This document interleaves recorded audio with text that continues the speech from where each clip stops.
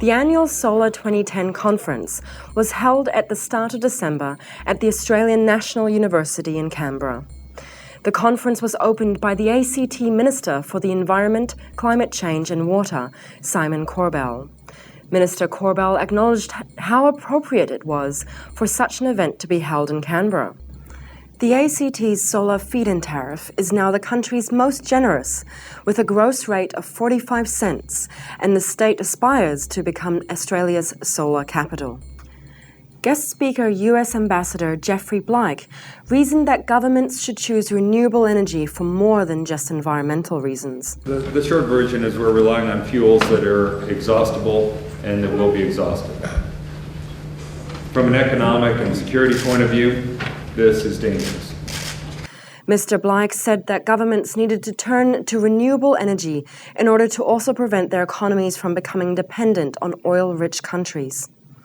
Deputy Leader of the Australian Greens, Senator Christine Milne, said that Australia must decarbonise by 2030, which means more than just imposing a carbon tax. Senator Milne said that solar subsidies are needed to offset the subsidisation of coal-fired energy. We need a price on pollution plus a mechanism to bring on large-scale renewables in a time frame to decarbonise developed economies by 2030 at the latest. So that's why you need a national gross feed-in tariff. She spoke of the approach of peak coal and the necessity of developing technologies which utilise infinite energy resources. There is now a view that we are reaching the point where demand for high-quality coal around the world is outstripping supply and will continue to outstrip supply, which will drive up the price of coal. Solar energy is already much cheaper than coal if you factor in the actual costs of coal.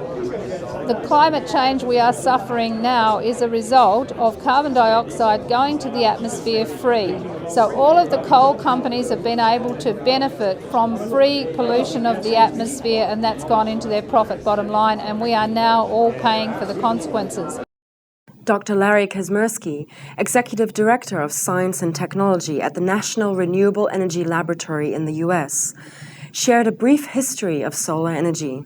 He showed the audience a version of the Vanguard 1, the first solar-powered satellite, which was launched in 1958.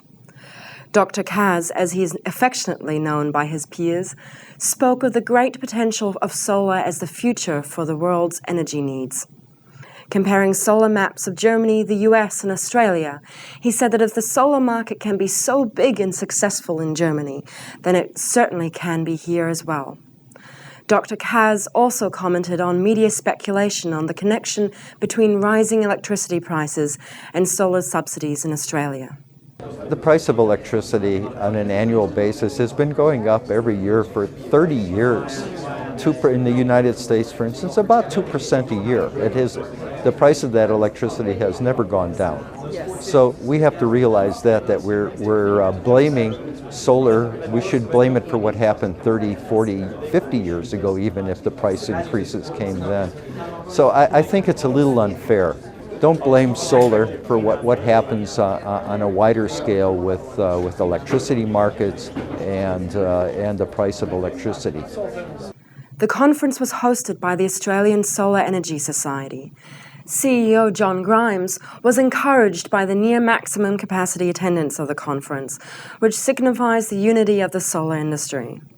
Mr. Grimes says it was crucial that governments understand the importance of supporting the solar industry. For us, what governments have done in the past is they've played around with solar policy a bit like a political football.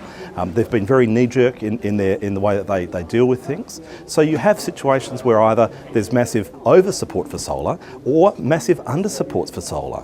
What we have to do is take this industry seriously. We can deliver serious emission reductions to Australia, and we can over time bring the cost of electricity down. So first there has to be better coordination between state and federal governments. We need to say strategically we want solar to be at the point of grid parity by 2014, 2015. To do that we need to deploy as much solar as possible. The more solar we deploy, the more prices come down. The Solar 2010 conference continued for 3 days with workshops, speakers and tours of the Australian National University's PV labs, providing insights into developing technologies and commentary on the future of solar in Australia.